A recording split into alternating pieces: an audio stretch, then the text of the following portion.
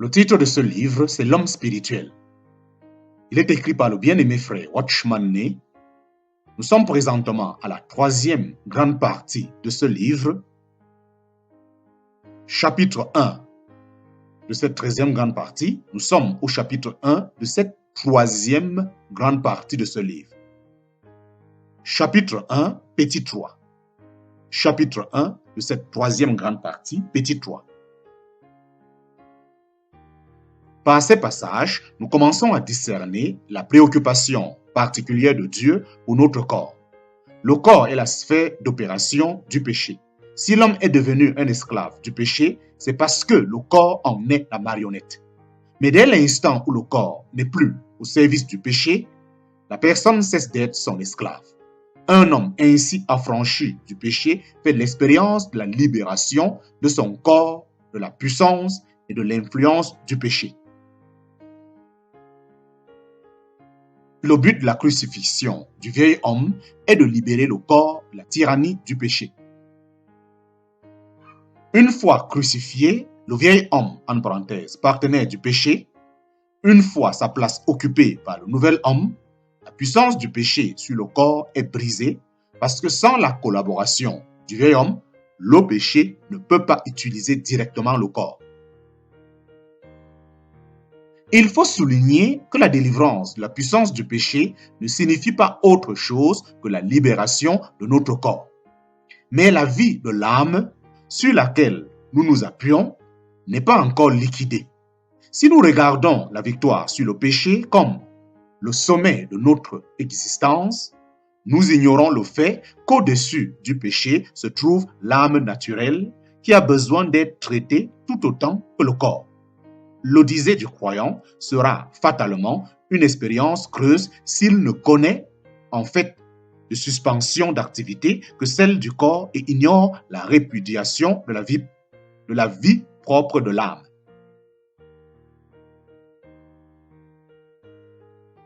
Nous avons mentionné plus haut l'activité du moi ou de l'âme engagée dans l'œuvre de Dieu.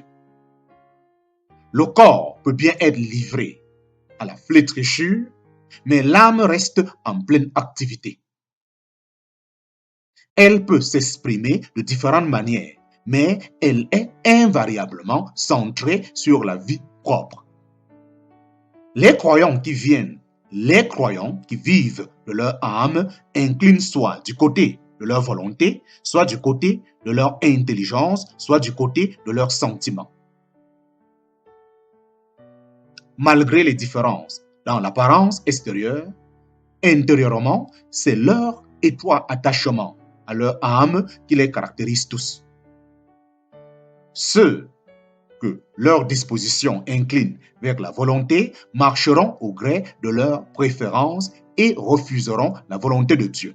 Ceux qui penchent du côté de l'intelligence accorderont leur marche à leur sagesse propre et ne s'inquiéteront pas de recevoir la direction intuitive de leur esprit. Tandis que ceux qui ont par nature une disposition sentimentale rechercheront les émotions agréables. Quel que soit son penchant, chacun fera de la tendance qui lui est propre sa vie suprême. Ces gens-là ont un caractère commun. Ils vivent tous en eux-mêmes. Tous vivent dans ce qui était leur possession naturelle avant leur conversion. Talent, capacité, éloquence, savoir-faire, charme personnel, zèle ou autres traits dominants. La vie de l'âme est une force naturelle. Quand elle se manifeste, elle s'exprime soit par une résistance obstinée, soit par de la suffisance, soit par la recherche du plaisir. Si donc un croyant vit par son âme, il puisera naturellement dans le réservoir de ses ressources et fera preuve d'une force particulière dans l'une ou l'autre de ces directions. À moins qu'un croyant le livre à la mort, la vie de son âme, il cultivera cette vie-là. Il encourra le déplaisir de Dieu et le fruit du Saint-Esprit lui échappera.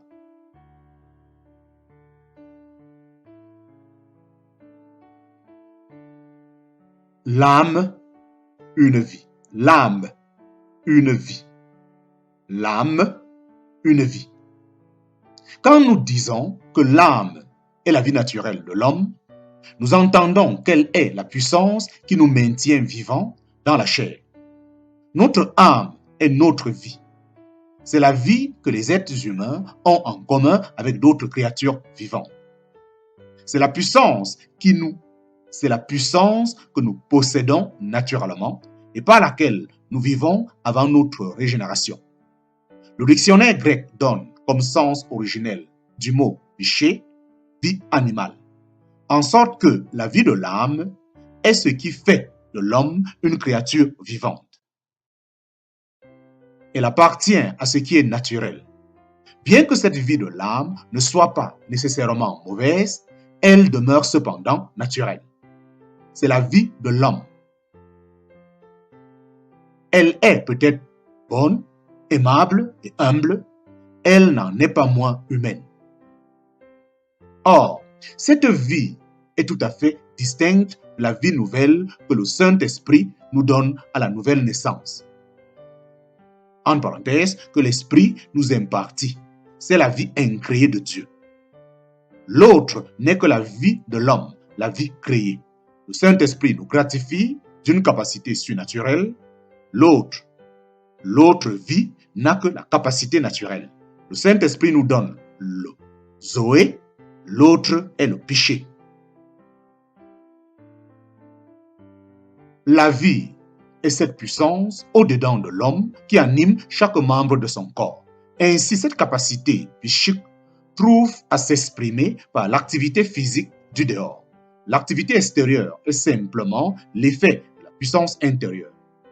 Ce qui repose, invisible, derrière l'activité, c'est la substance de la vie. Tout ce que nous sommes, naturellement, est inclus dans cette vie. C'est la vie de notre âme.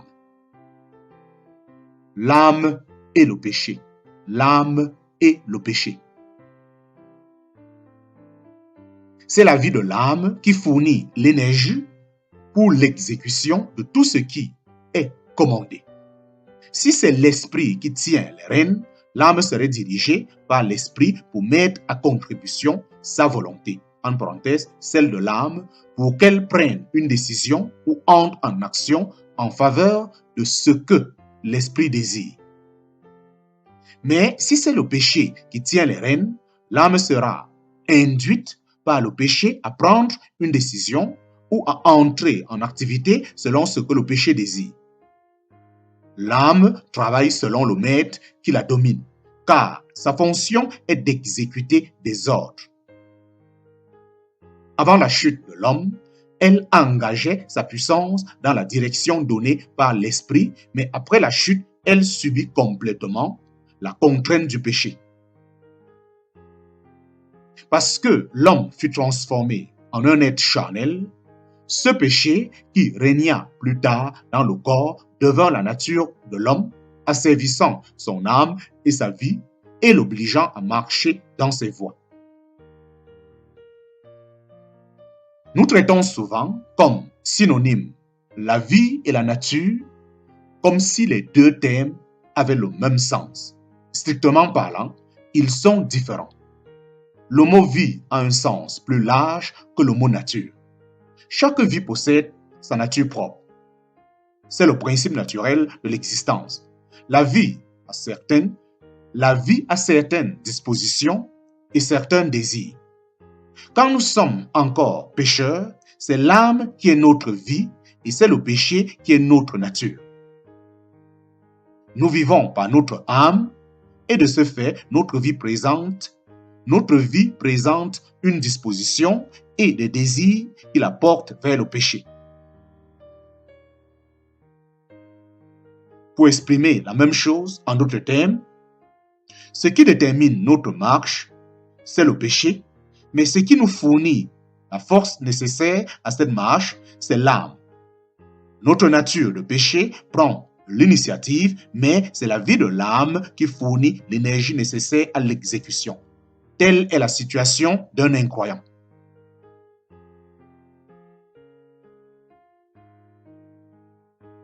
Quand un incroyant accepte la grâce que lui fit notre Seigneur Jésus en prenant sa place sur la croix, il reçoit la vie de Dieu et son esprit se trouve vivifié. Cette vie apporte avec elle une nouvelle nature. Il s'ensuit qu'il existe désormais chez le croyant deux vies et deux natures. La vie de l'âme et la nature qui pêche, d'une part, la vie de l'esprit et la nature divine, d'autre part. Ces deux natures, la mauvaise et la bonne, sont fondamentalement différentes, irréconciliables et incapables de se mélanger. Chaque jour qui passe, l'ancienne et la nouvelle se disputent l'autorité sur la personne entière. Pendant ce stade initial, le chrétien est un petit enfant en Christ parce qu'il est encore charnel. Ces expériences sont très variables et très douloureuses. Elles sont ponctuées par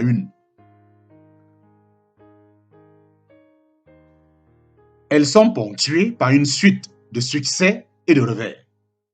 Plus tard, il en vient à connaître la délivrance de la croix et il apprend à faire usage de sa foi pour regarder son vieil homme comme crucifié avec Christ. Il se trouve par là libéré de ce péché qui paralysait son corps. Avec la crucifixion de son vieil homme, le croyant reçoit la force nécessaire à la victoire et voit se réaliser en expérience la promesse « Le péché n'aura point de pouvoir sur vous ». Avec le péché sous ses pieds et toutes les convoitises et les passions de la chair derrière son dos, le croyant entre maintenant dans un nouveau domaine. Il peut se croire entièrement spirituel. Quand il tourne les yeux vers les autres croyants qui restent embourbés dans le péché, il ne peut s'empêcher de se sentir exalté,